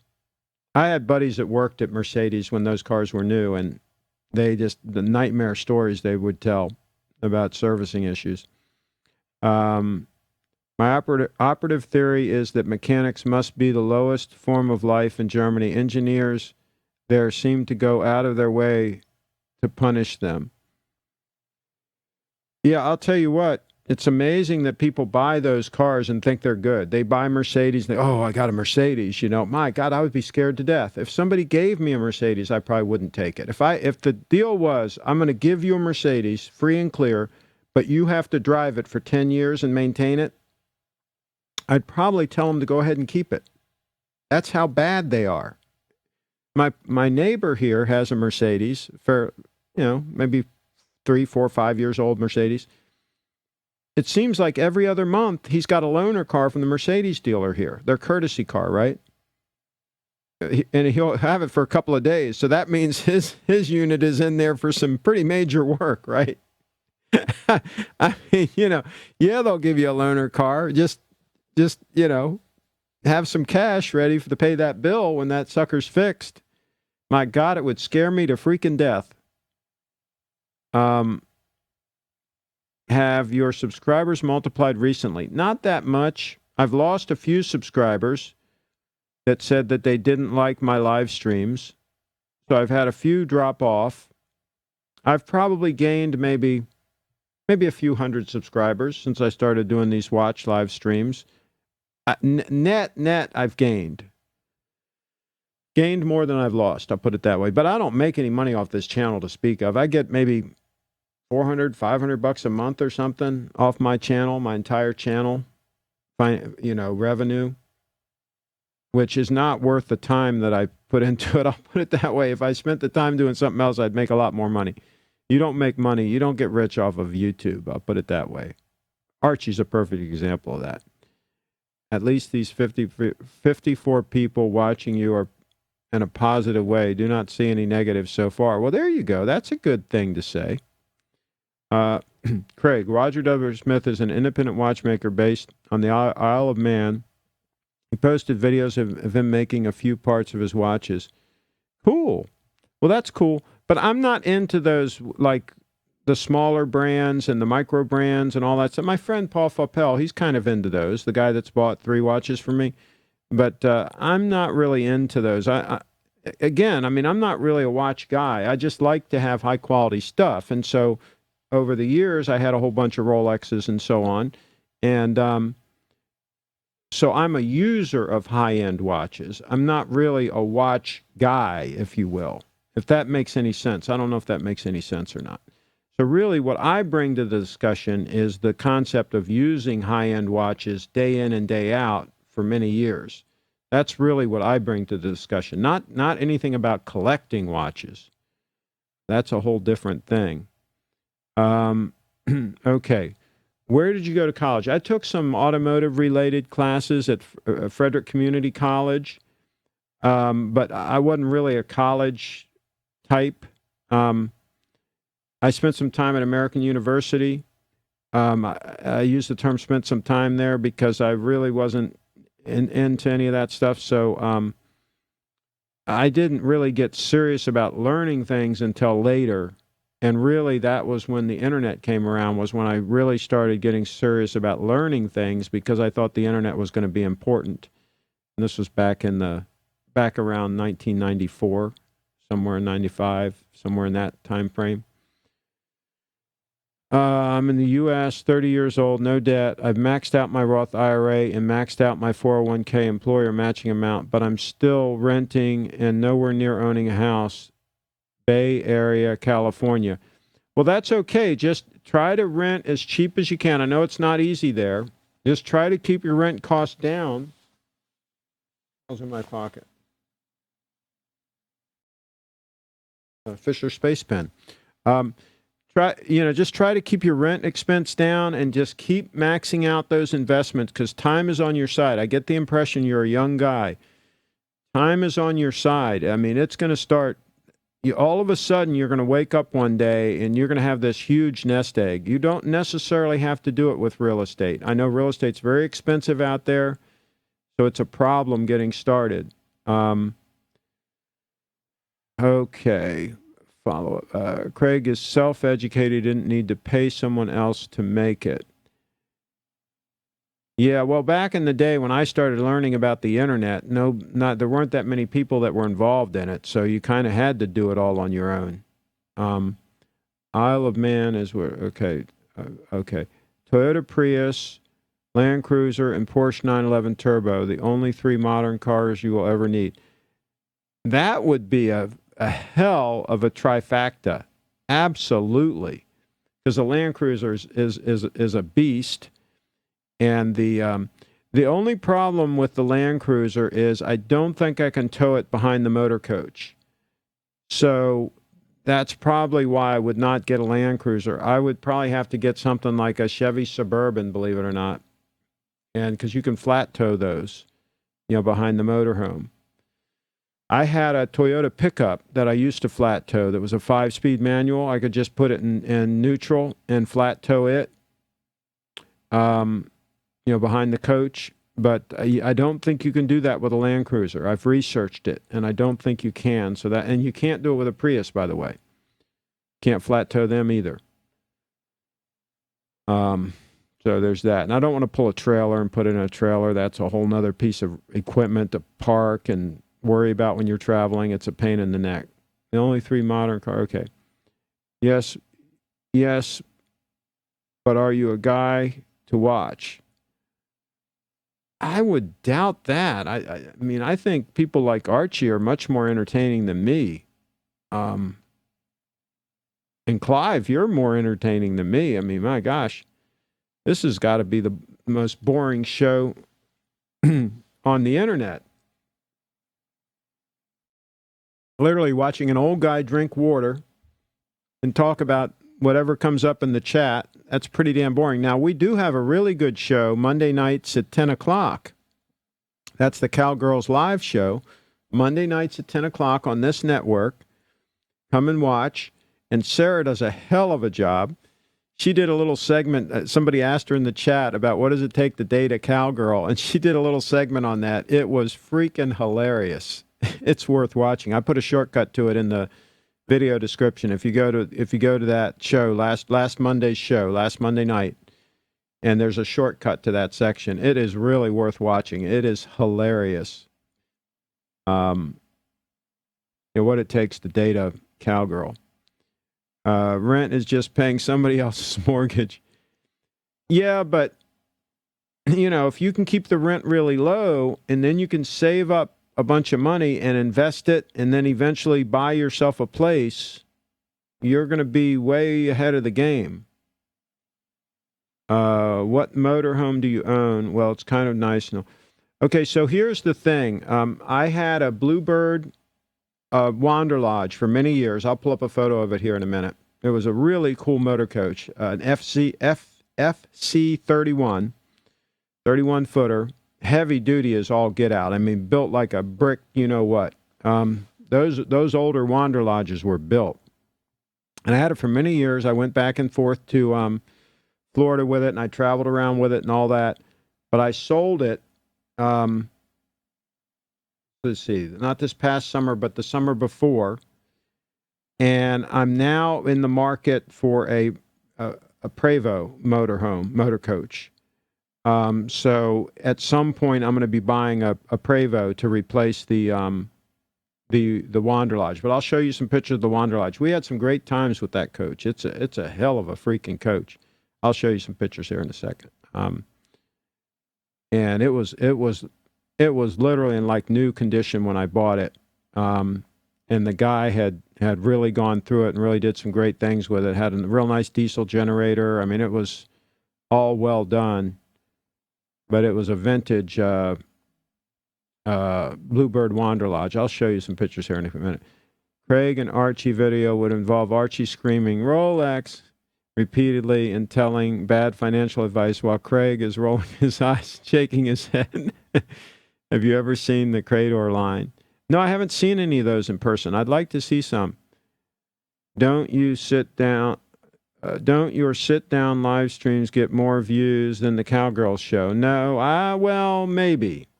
But she's catching on. She's only done 2 shows. She's building her audience. I think she's going to pass me like I'm standing still once she gets things going. She is talented. I mean, you watch that segment about dating a cowgirl. That was freaking hilarious. Oh, my God, she's good. She is a freaking natural. I'm telling you. I discovered Audrey, right? And Audrey was all that. I said Audrey was going to be all that in a bag of chips, and she was. Unfortunately, she's had some issues, and she's, fallen off the radar. But she really made a hit. And that Shake It Off video, it got more than 5 million views on Facebook before they took it down for copyright reasons.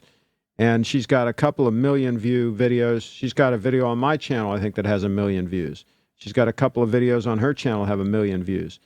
I mean, it's no joke to have a video with 1 million excuse my French, 1 million views on YouTube. That is not easy to do. Okay, let's pull up the FC31. Show you the motor coach. This was a nice motor coach. All right. Here's an album with 134 photos in it. Can you imagine that? All right. So let's do this. Let's look at this first. This was a video. So I guess we'll play this video. See what happens.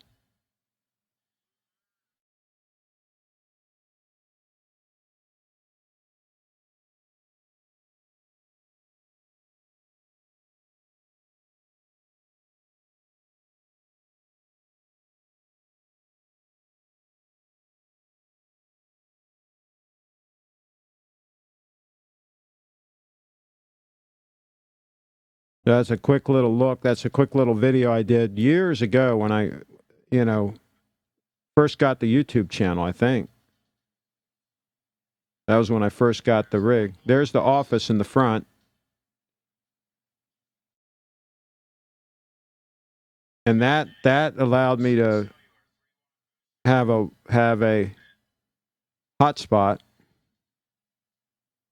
So there you go. So let's see. Let's go through here. Let's go through some more photos. You can see the condition of it. It was a 1977 Bluebird Wander Lodge. These were made in Fort Valley, Georgia. They made the Wander Lodges.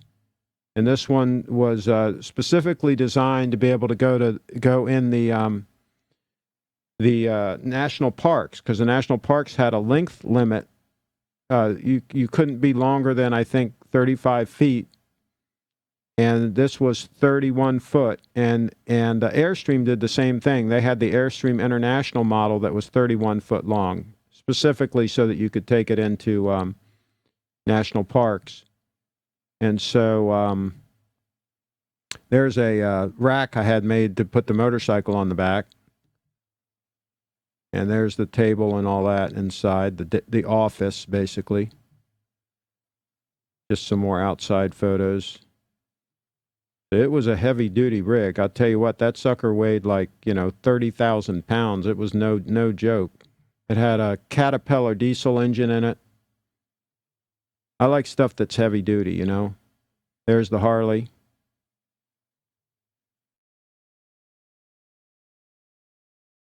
No flimsy motorhome. That's solid steel, galvanized steel. You thump on the side of that thing and you're going to get a bruise on your hand.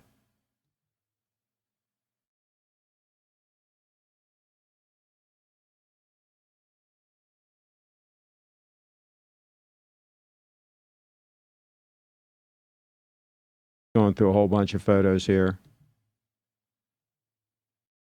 All kinds of connectivity.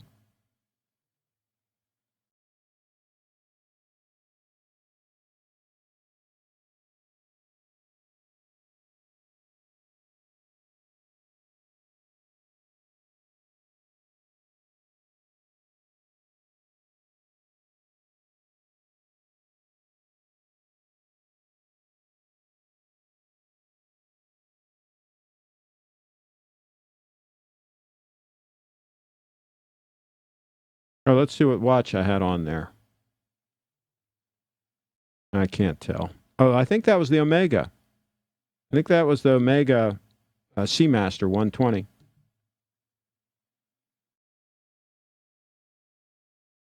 Having the oil changed in it. That was when I first got it, I think. Yeah, because it didn't have the lettering on it. Didn't have the area guides and all that stuff on it. So that was when I first got it down at my dad's house in North Carolina. I met the seller there.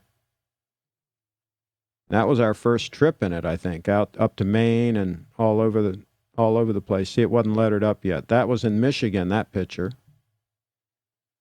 Ohio Turnpike. They had just put in full hookups there, and they didn't have the metering system, so they were actually free. You didn't even have to pay. They had electricity and everything. So we stayed there a couple days and used that as a base of operations. That's Maine. That's Michigan. That's Masha and her mom. Again, Michigan. Masha snuggling in. There you go. Yeah, and that picture there, we still had his tags on it. The guy I bought it from, he was letting me use his tags until I got a chance to go down and register it. There you go. Floyd, I bought it from Floyd Milsner. He was a great guy. Did a lot of work on that coach. It was like brand spanking new when I got it. And I think we're almost at the end. That's down at the Bluebird factory, that picture. They closed that down. They've gone out of business. They don't make Wander Lodges anymore. Their history, the location in Georgia, Fort Valley, Georgia. They shut it down. They still make school buses there, but they don't make the Wander Lodge. There's Masha when we first got it. And there's Floyd. That's the guy I bought it from. And a much younger Craig next to him. A lot of good times in that coach, I'll tell you what. Always kept it inside, so that's the end of that. Okay. So that was my motor coach. Let's see here. We got okay. Let's see. Meet the Falker. Yeah. Let's see here. Just trying to catch up where the comments are. Crater is great. Okay. I've been looking at an 18K one on eBay, totally unique. I just have to see it. I'd have to see a picture of it. Send me a picture. I'd be happy to look at it, but I haven't seen them in person, the Cradors, so I don't know. Some of them seem kind of ugly to me, but some of them that I've seen look okay. Excuse me. There is something strangely addictive to watching your live stream. It sure beats regular TV here in the UK. Uh-oh, you must not have very good TV in the UK. Holy cow. Okay. X Factor and Strictly is on. Yeah, okay. Is that Coach rocking? There you go. It was solid though. We could be getting busy in the coach and you would never know. It was rock solid. You know, you get in a cheap fiberglass motorhome or something, you walk around, the whole thing's like going like this. We didn't even have to put down the stabilizers or anything in that when we parked or whatever. It was just rock freaking solid. And when you close the door on that thing, it was like a bank vault. I mean, that thing was no freaking joke the way it's built. As you know, I like stuff that's well built. That was a nice motorhome. Yeah, it was freaking amazing. It really was. But I'm going to get a Prevost. It's going to be even nicer. It's going to be all that. So stay tuned. Stay tuned for that. I've been looking at some. I'm planning on locking and loading on one probably in the summertime, in time to take it down to Florida for the winter. Okay, the RV from Stripes. The Crador's Herbal. Not even Craig would shill those Crador shitters. 3 to the gallon. No, it actually got around 9 miles to the gallon, that coach, on level ground. Not in the mountains, but on level ground between here and Florida. It would get about 9 miles to the gallon. If I was running about 60, I'd set the cruise control at about 60. The Cat 3200 diesel is a pretty efficient diesel engine. That's what it had in it. The Cat 3200, 3208. Cat 3208. What was the worst investment you ever made? Let me think.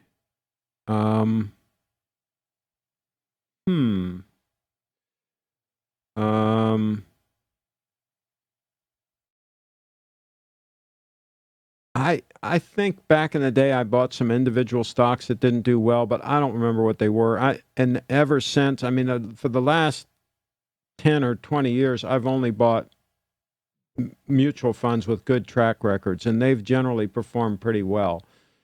So, I mean, there's been a few cars that I've lost money on back when I was buying and selling cars, but usually I did okay. I'm trying to think of an investment that I really got burned on.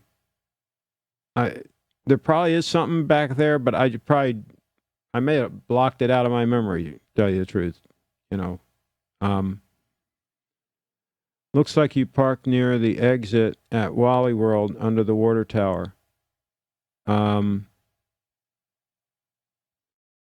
That's a good question where that was. But yeah, they had just installed those full hookups, and it was really cool. We stopped there, and it was functional. The electricity and the water and all was all functional.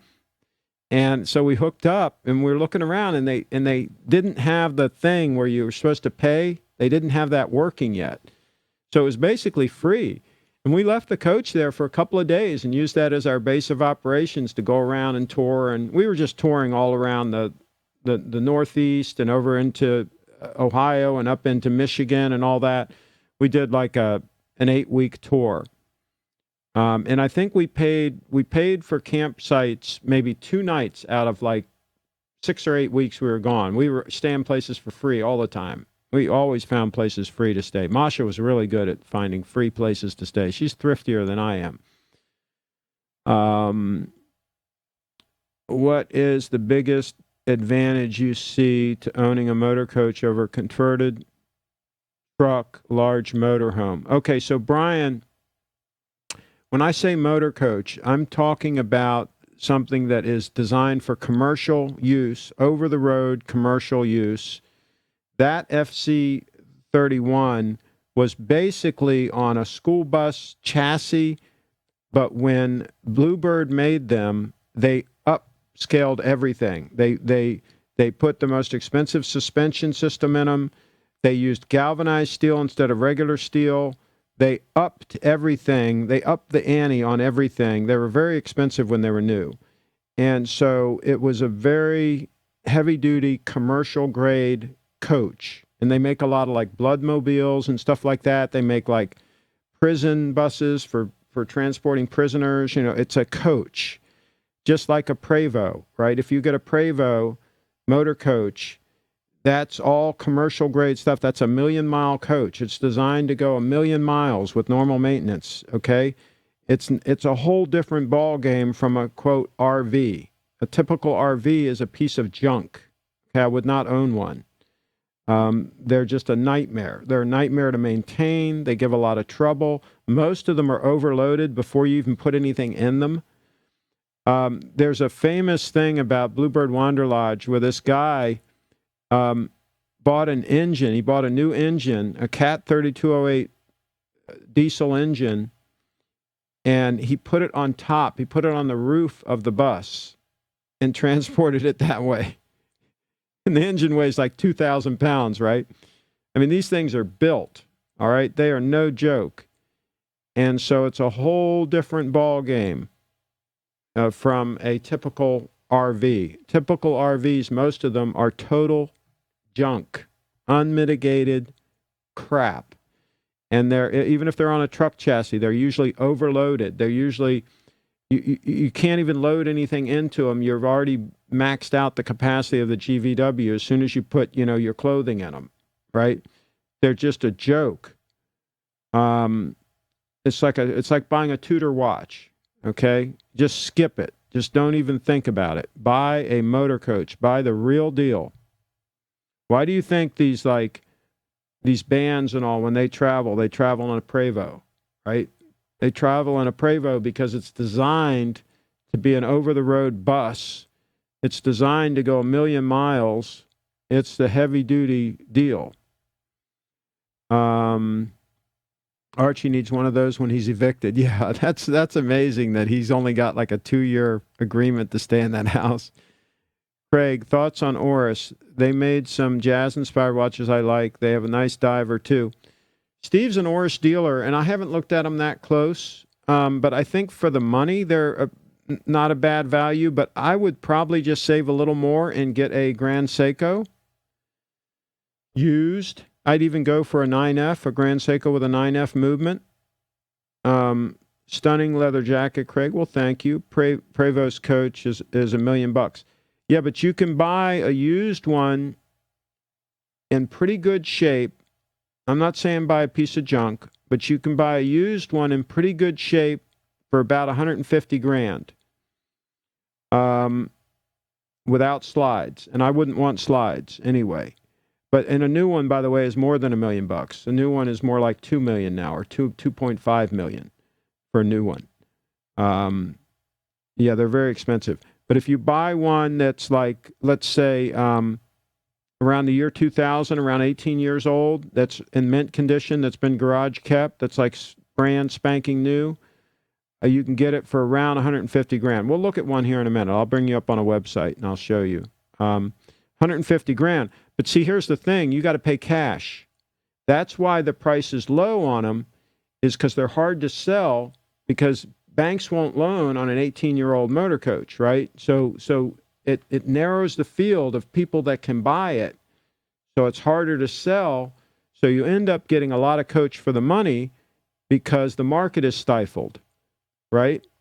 So it ends up being a good deal for somebody that has the cash, I think.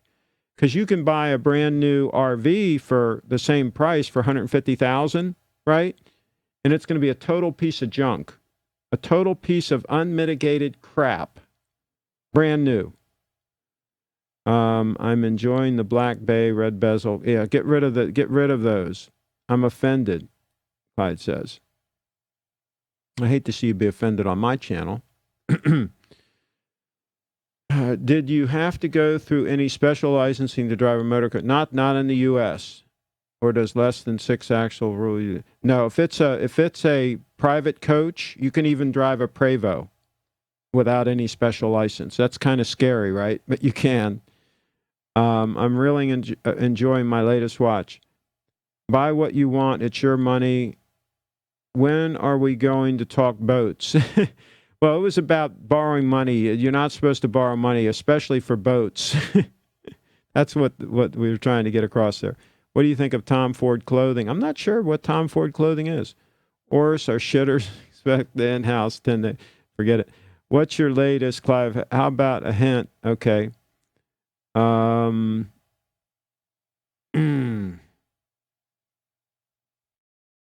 Okay.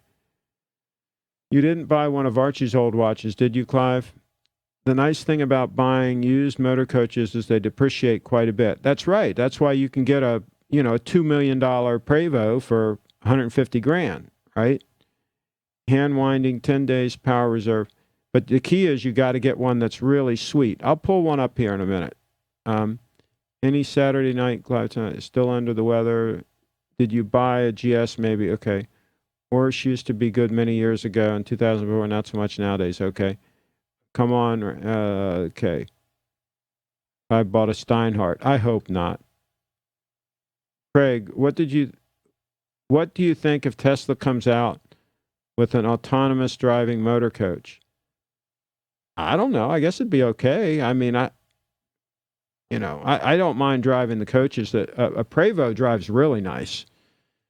And I didn't mind driving my FC31. I mean, it didn't bother me. You don't drive them that much. I mean, it's not like I was a traveling band on the road, just driving all the time. You drive to your destination, you spend some time, you enjoy it, and then you drive to another destination, you spend some time and enjoy it. I mean, it's no fun to just be on the road all the time. I guess if you were a traveling band, that's what you do. But if you're touring, I mean, it's better to drive a few hundred miles and enjoy whatever's around, and then drive a few more 100 miles and enjoy whatever's around. And that's how I like to do it. All right, let's go. Let's look at a couple of Prevosts. What do you think? Look at a Prevost. Some people pronounce it Prevost, but it's supposed to be Prevost. They're made in, the coach is made in Canada. The converters are in various locations. So we're on PrevostStuff.com. We're going to go to Prevost for sale. And what we're going to do is we're going to say price. We're going to say from 100 to, let's cut it off at 200K. 200,000 limit. Okay. We'll say search. And here they are. And let's find a good candidate.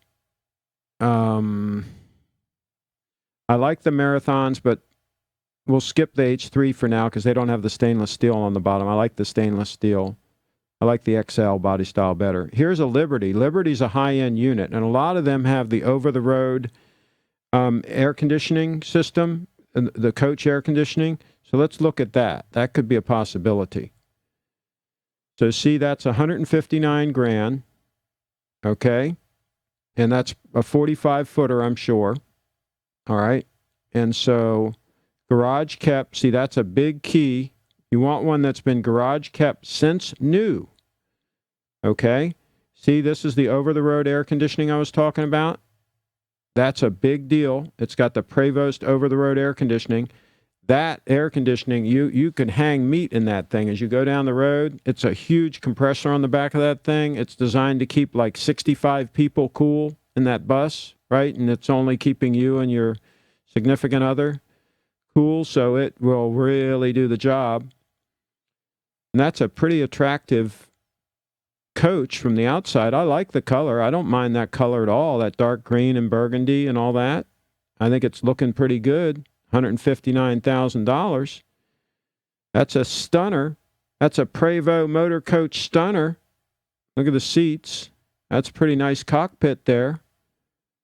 Let me know in the chat what you think about that. I don't mind that. All the lights and all makes it look like a brothel a little bit, but it's okay. I can get by with it. I would probably take one of the couches out and put my workstation there, my computer workstation in the front. That's what I did in the FC31 Wander Lodge. I took out one of the couches and put my computer workstation in the front.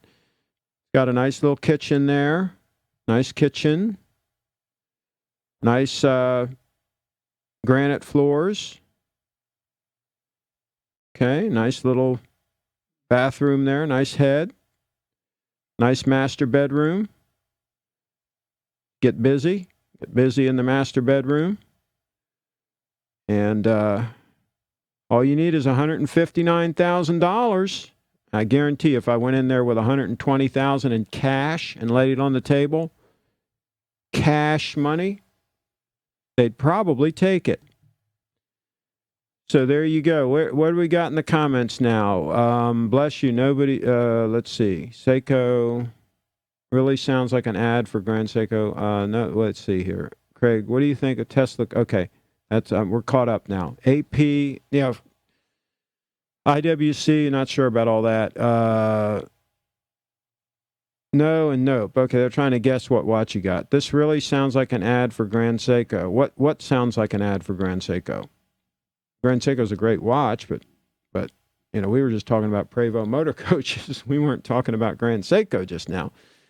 I'm wearing my Fossil ME3140. It looks beautiful with a mesh bracelet. Okay. I bought a Grand Seiko, please, I hope. I'll tell you what, if he got a Grand Seiko, he'd probably get rid of those other watches. I mean, he'd be spoiled. Nobody's going to guess. Bless you. What model? He had one this morning. Clive, we're good to go. $8.50 a gallon diesel here in Europe. Love the retro Wander Lodge. Yeah, it was a nice Wander Lodge. It really was. But I'm stepping up to a Prevost. I hate to say it, but I'm stepping up. I had that one for, I don't know what, 15 years or something. The motor coach. I forget the year I got it. Let me think. Maybe I only had it 12 years. Anyway, I had it a while. Oh, excuse me. Okay. That Liberty XL looks like the sort of Prevost that would spend time in Arizona or New Mexico. Absolutely. They get around. It's a palace.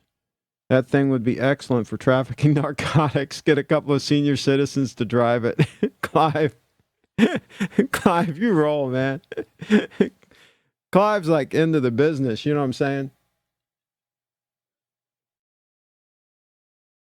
Yeah, there you go. Let's see.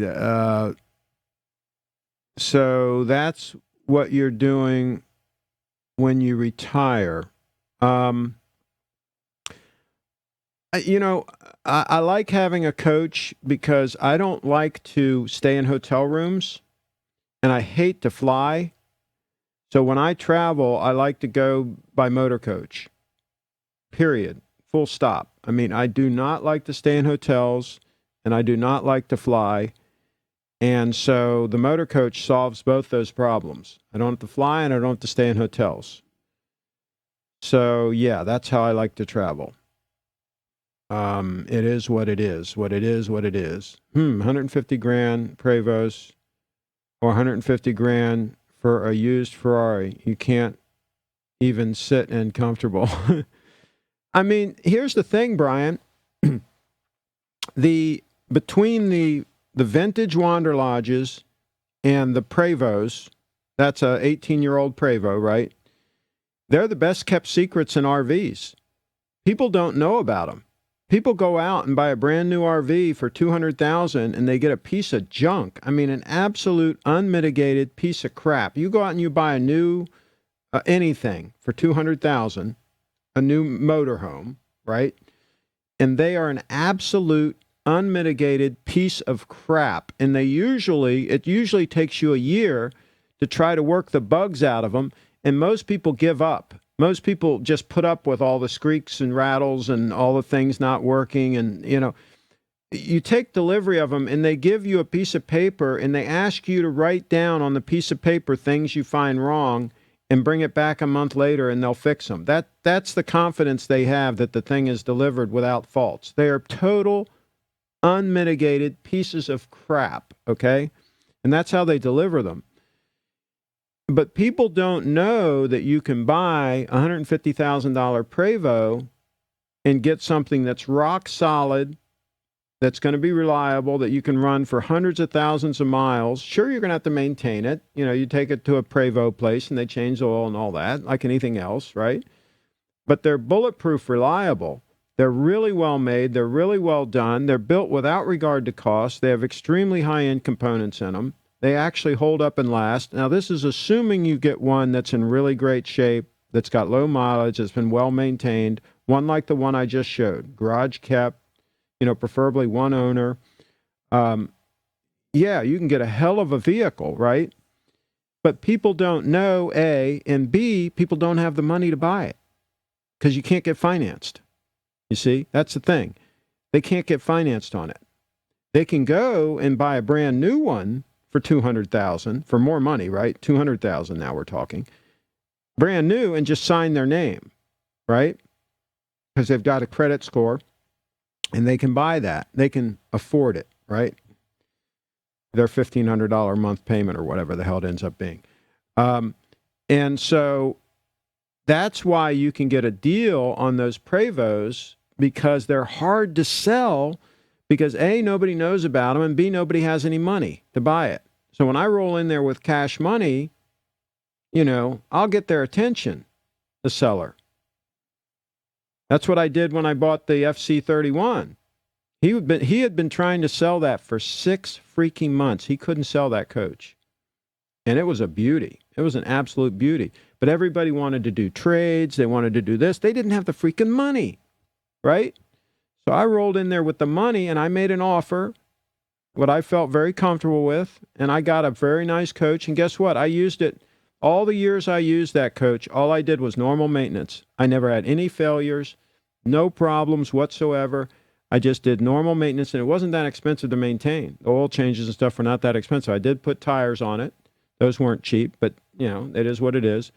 But it was a fantastic coach. And if I'd have bought some like Class C motorhome or something, it would have been a freaking nightmare. They are a nightmare. They would know best. Okay. You have to borrow cash for house unless you're a lotto winner. No, you save up money, Tom, and you buy it. You save up your money and you buy the house. Come on, get with the program here. GS Titanium Diver, Rolex Blue Milgauss, Speedmaster, done. Yeah, yes, get rid of the Speedmaster. You don't need that. Skip the Speedmaster. But you're getting close there, Christopher. Any tips on a mobile meth lab? Yeah, that's funny. That was funny. That was that a Bounder or something that he was using in Breaking Bad? Talk about a piece of junk motorhome. Imagine that Prevost with a couple of toys in tow, maybe a Honda Gullwing. Agreed, Craig. Terra Firma. There you go. Stay at the Ritz-Carlton. I'd rather stay in the motor coach. I hate to tell you. I'd rather stay in my own motor coach. I can have all my stuff with me, you know, all my camera gear, all my stuff. You know, I'm not limited on what I can take in the car, you know, and all that crap. I can hit the road. I can take my stuff. I can take my whole computer workstation with me. You know, that's the way I like to travel. And that's the way I traveled. There you go. To run that in the UK, you'd have to be as rich as Mark Goldberg. Well, there you go. Indiana, White, Walter Jones. This is a ex-FEMA mobile disaster response Prevost on eBay right now. It's literally a government office on 4 axles. How much is it? Brian, send me the link. I'd like to see that. Maybe I can pull it up. Let's see here. Let me just search and see if I can pull it up. See how cool it is. Yeah, see, now you're thinking outside the box. I mean, you know what I'm saying. eBay. Thinking outside the box, people. I like that. I like you people getting creative. There, I see it. Oh, it's 300 grand. Yeah, no. No, we're not spending that much. But it's pretty awesome. I'm pulling it up. If I can get it up here, I'm going to... For some reason, this thing's not loading very fast. Okay, here we go. Here it is. Let's see. Does it have more photos, or is that just the one photo? Oh, here we go. Yeah, that's really just a mobile office. Yeah, I don't need that. Got some bunk beds. Your tax dollars at work, they probably paid, $2 million for that thing. And then they sold it to this yamoke that's selling it for whatever they sold it for. They probably sold it for, $200,000 if he's selling it for $300,000, right? What year is the damn thing? One-of-a-kind coach is being offered at half the replacement cost without the 16-month build time. Oh, so half the replacement cost, so it only cost $600,000. So it's basically a relatively cheap unit. I mean, that's not a very high-end. If it was only $600,000, I tend to doubt that. It was probably more money than that. But anyway, it is what it is. Yeah, that's a kind of an ugly thing, and we'll skip on that for now. We'll skip on that. Okay, let's see what else we got here. I'm going to break this up here in a minute because I got to go. You want me to save up $650,000? If that's what you're going to buy, your first house is going to be $650,000. Yeah, if you're going to spend that much on a house, you better have the money. That's a lot of money to spend. So yes, I would recommend that you have the money. You ever hear the old saying? I've got champagne taste on a beer pocketbook. That means you can't afford it. Should I get rid of my 65 Speedmaster? Absolutely. Get rid of them while you can, while the market's still hot. We're coming up on hard times, man. There's going to be a crash in the market. You mark my words on it, there's going to be a crash. You can afford to keep it. Yeah, he can, but he doesn't need all those watches. Just keep one stunner, Clive. Just keep one or two stunners. Does Clive have an 18-karat stunner?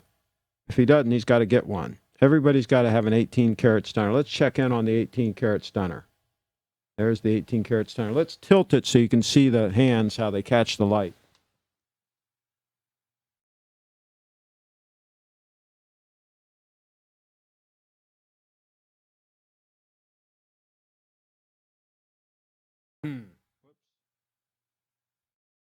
Everybody's got to have an 18K stunner. There you go. All right, I'm going to wrap this up. I'm going to go through the comments here real quick, and then we're going to wrap it. I don't have time to save for a house. We need it now. I work from home, so it's also a write-off. See, this is what all these people that are broke say. Oh, I need it now. I need everything now, so I got to finance everything. And of course, they stay broke. That's a tour bus. There you go. The crash is coming. Keep the movement watch. Those $500,000 Prevost on eBay are freaking land lots. Literally, the Burj Al Arab Hotel with a license plate. The one on eBay is 2006 H3 45 Featherlight Vantage Boca Edition. Yeah, if you go to PrevostStuff.com, I guess it's Prevost-Stuff.com. Anyway, just search Prevost and Prevost Stuff will come up. That's the best website to really view them. There's a bunch of really good ones on that site all the time. So they're not that hard to get. But the key is you want to find one that's really well kept and well maintained, fully documented, that's been kept inside and is just like brand spanking new. That's what you want to buy. Wrap it up for me, Craig. Can you give me a quick rundown of what was talked about in the stream? I arrived late. That's hard to say. We've been talking about a lot of stuff. We've been talking about motor coaches. We've been talking about investments. We've been talking about debt. We've been talking about some watches here and there. It's been a wide-ranging discussion. I already bought the house, so, okay, well, there you go. I mean, pay it off as quick as you can then. Just work hard and pay that sucker off. I would like the 18-karat gold stunner better if the face was gold. There's some, they sell for less money, the ones with the gold face. You can get them even cheaper. There's one on eBay right now. Go take a look. You might like it. I didn't like it in the photos, but in person it might look stunning. I haven't seen one in person. Great live stream again, Craig. Keep them coming. Night, everyone. Thanks, everybody. And thanks, everybody, for watching. We are going to wrap this show, and I'm going to get something to eat. That's what I'm going to do. Wrap it up. Monday nights, remember. Monday nights, Cowgirls Live, 10 o'clock. 10 o'clock Eastern Time.